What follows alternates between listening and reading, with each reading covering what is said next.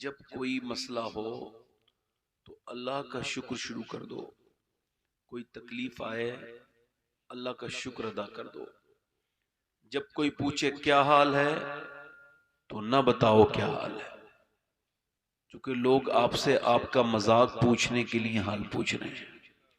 वो मजाक उड़ाएंगे बाद में, खैरियत यूं नहीं पूछ रहे हैं कि आपके काम आ जाएं, बल्कि आपकी कमी ढूंढ के फिर लोगों में जिक्र करेंगे, फलां के घर तो ये कमी चल रही है, फलां के घर तो ये कमी चल रही है। इज्जत को खराब करेंगे, आपकी इज्जत को खराब करेंगे।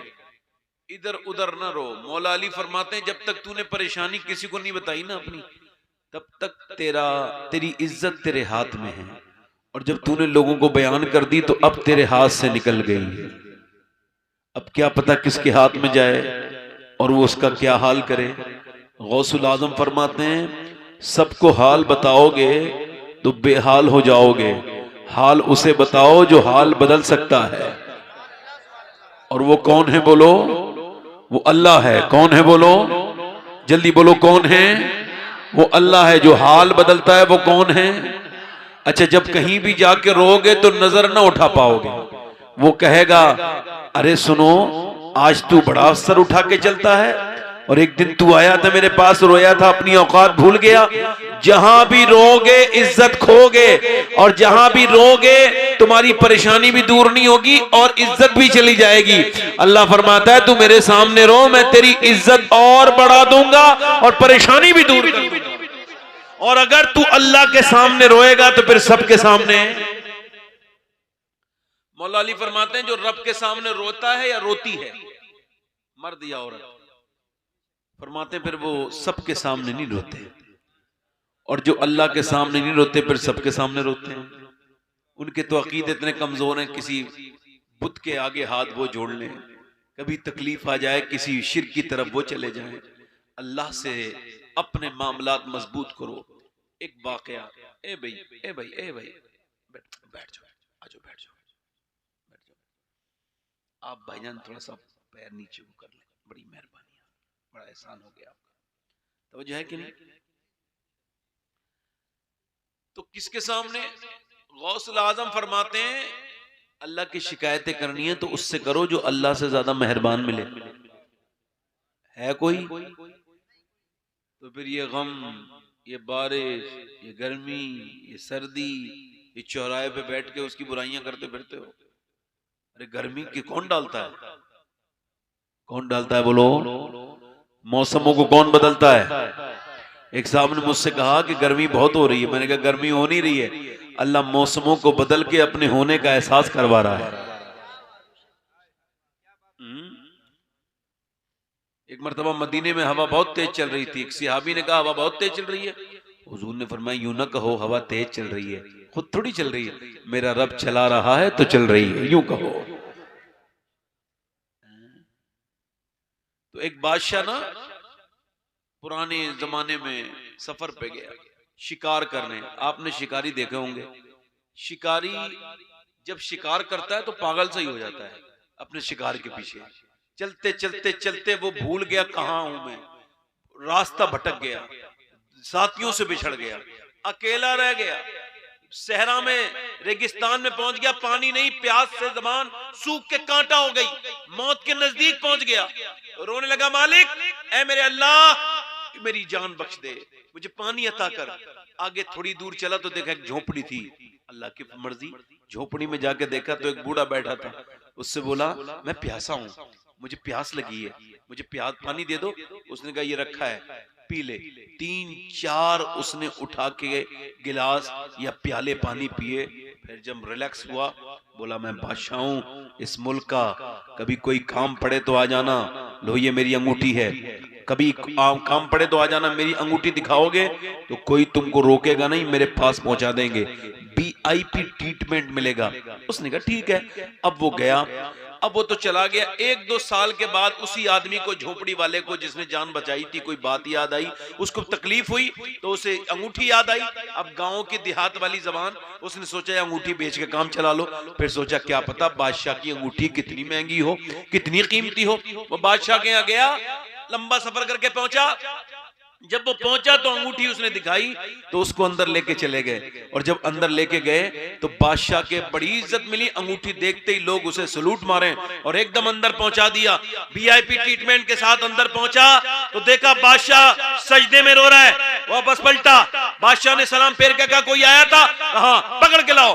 कहा तुम कौन हो? कहा मुझे पहचाना नहीं। कहा हाँ पहचान लिया, ये अंगूठी आपकी। कहा मैंने तेरे यहाँ गया था, पानी पिया था, जान बची थी मेरी, मगर ये बता वापस क्यों जा रहा था तू, ये बता। कहने लगा बादशाह सलामत, कोई परेशानी आ गई थी, मैंने सोचा चलो आपको जाके बताऊं। फिर मैंने देखा आप भी किसी के सामने रो रहे हैं, तो मेरे दिल ने कहा उसके सामने क्यों रोते हो जो खुद किसी के सामने रोता है? चलो उसके सामने रोएंगे जिसके सामने बादशाह भी रोता है। सुभान अल्लाह, सुभान अल्लाह। नारे तकबीर, नारे रिसालत, हुजूर सैयद साहब किबला, शहजादे गौसे आजम। कहां रोना है बोलो? आज के बाद कोई तकलीफ आए अल्लाह के सामने रो के देखना, कभी 2 रकत नमाज पढ़ के देखना। कभी कोई तकलीफ आ जाए, जाते हो ना अस्पतालों में जाने से पहले, कभी मेरी बात को फार्मूला, कभी उसे पुकारो तो वो तुम्हारा करीम रब है, वो तुम्हारा रहीम रब है। तुम्हारे माँ बाप से ज्यादा तुमसे मोहब्बत करता है, माँ बाप से ज्यादा। वो कहता है मेरा जिक्र ऐसे करो जैसे अपने माँ बाप का जिक्र करते हो। उठते बैठते चलते फिरते खाते पीते अल्लाह को पुकारो। जब कोई परेशानी आए अल्लाह के सामने रोना शुरू करो। किसी को अपना दर्द बयान, मर्जी आपकी है, मैंने तो जो नुस्खा था बता दिया। जो बड़ी लंबी लंबी तकरीर में बात नहीं समझ पाएंगे आप, 2 मिनट में समझ गए होंगे। समझ गए बात को? नहीं कि रोना किसके सामने बोलो? अंधे के सामने रो तो अपने भी नैन को, तो क्या जरूरत है उसके सामने ना रो। जब कोई एहसान करता है तो जताता जरूर है, मगर अल्लाह कभी नहीं जताता एहसान। अल्लाह ताला सलामत रखे। हमारे इजहार भाई, हमारे शाहजहांपुरी, माशाअल्लाह बड़े अच्छे शायर हैं, बड़े अच्छे नकीम हैं। ये सब लोग अच्छे हैं, ये उलमा, ये जितने उलमा हैं, मैं इन सब का खादिम हूँ। मैं किसी लायक नहीं हूँ, मैं तो एक आम आदमी हूँ। मुझे तो ये भी खबर नहीं कि मैं जन्नती हूँ या जहन्नमी हूँ। क्या पता मर के मेरा क्या होगा, क्या हश्र होगा, अल्लाह मुझे माफ करेगा कि नहीं करेगा। उम्मीद है कि अल्लाह माफ करेगा। मैं किसी इज्जत के लायक नहीं, सारी इज्जतों के लायक मेरा रब है। तो आप हजरात जरा सुभान अल्लाह, कौन कौन लोग किसे किसे याद है जरा बताओ, जरा सुभान अल्लाह करके दिखाओ। नहीं, जिन्हें याद हो जरा जोर से बोल के बताएं। वैसे सुभान अल्लाह कहने में कितनी नेकियां मिलती हैं? कितनी मिलती हैं बताओ? किसी को खबर है? नीचे से, ऊपर से नहीं, नीचे से पता है कि कितनी नेकी मिलती है सुभान अल्लाह कहने से? 90 मिलती हैं। माशाअल्लाह 90 मिलती हैं। अब जिसके पास कम हो नेकियां वो जरा जोर से बोले सुभान अल्लाह, और जो बहुत बड़ा हो गया हो इबलीस की तरह वो ना बोले। आप जरा जिसमें कम के, जिसके पास नेकियां कम हो, जरा जोर से बोले सुभान अल्लाह। माशाअल्लाह, अल्लाह को जिस नाम से पुकारोगे उसी का सदका मिलेगा। 2-3 शेर की फरमाइश है और मैंने ईगो भी कम नहीं कराया है। माइक बहुत अच्छा बोल रहा है भाई आपका। पढ़ दूं 2-3 शेर? पढ़ता हूं 2-3 शेर। क्या बताऊं कि क्या मदीना है,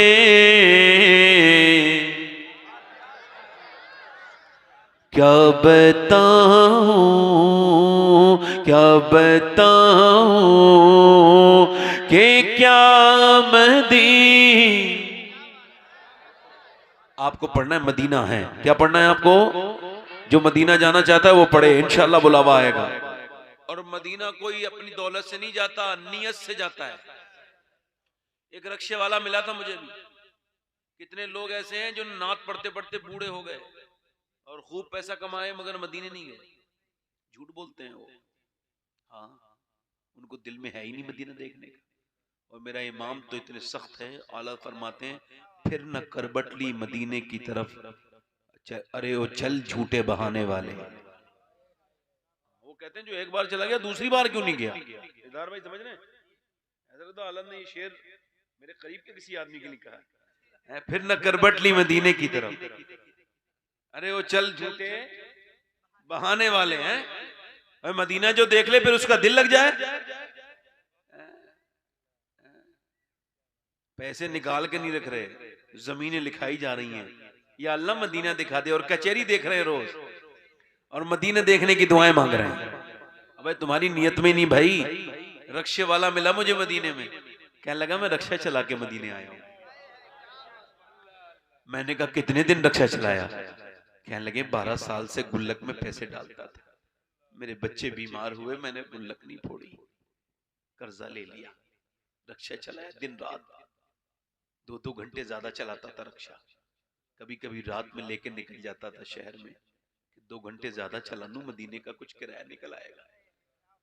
कहता है अभी जब कुछ दिनों पहले एक आदमी से मैंने कहा मुझे लेके चलोगे, उसने कहा 60,000 रुपए लगते हैं 15 दिन के।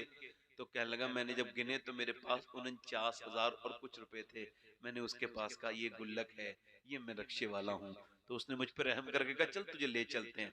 तुझे हुजूर ने बुला लिया। कहते मैं अपने घर गया, मेरी बीबी मुझसे बोली का क्या मामला? मैंने कहा मैं मदीने जा रहा हूँ। तो बोली अकेले जाओगे, मुझे लेके नहीं जाओगे? तो मैंने कहा बेगम तुमको खबर है मैं रक्षा चलाता हूँ, मेहनत करता हूँ, मैं तो एक मजदूर इंसान। ये तो हुजूर से मोहब्बत है, बचपन से नाते सुनता हूँ, तो मदीना देखने का दिल है।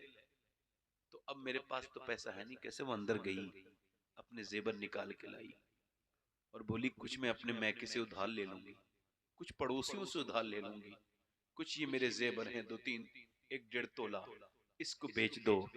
कहती मुझे ये जेबर कब्र में काम नहीं आएगा, मुझे मेरे हुजूर का मदीना दिखा दो।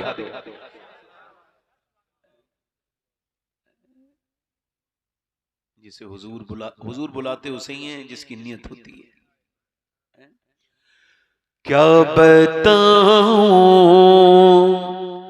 कि क्या मदीना है, क्या बताऊं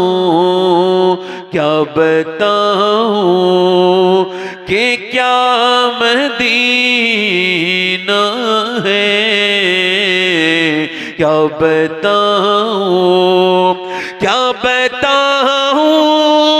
कि क्या मदीना है, क्या बताऊं कि क्या मदीना है।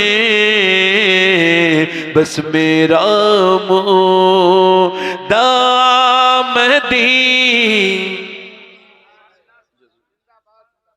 बस मेरा मोदा, पूरा मजमा कहते जरा मदीना है। बस मेरा मोदा,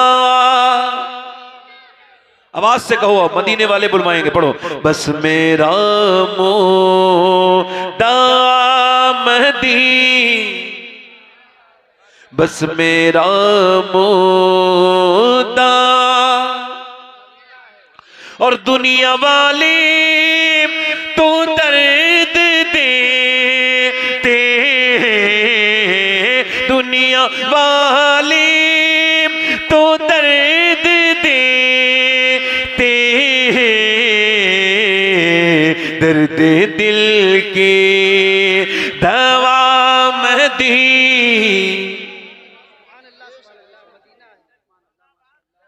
पढ़ो जरा। दर्द दिल, पूरा मजमा पढ़ो। दर्द दिल की दवा।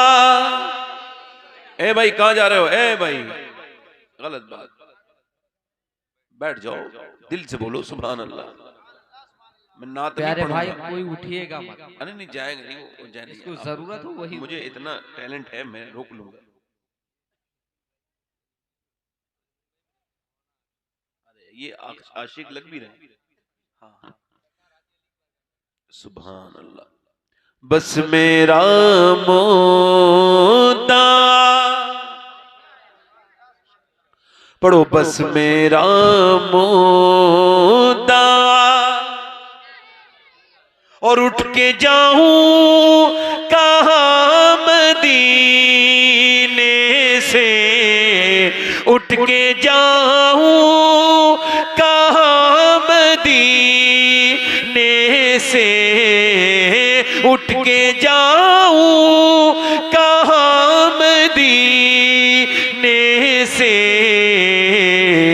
क्या कोई दूसरा मदीना है, क्या कोई दूसरा मदीना है।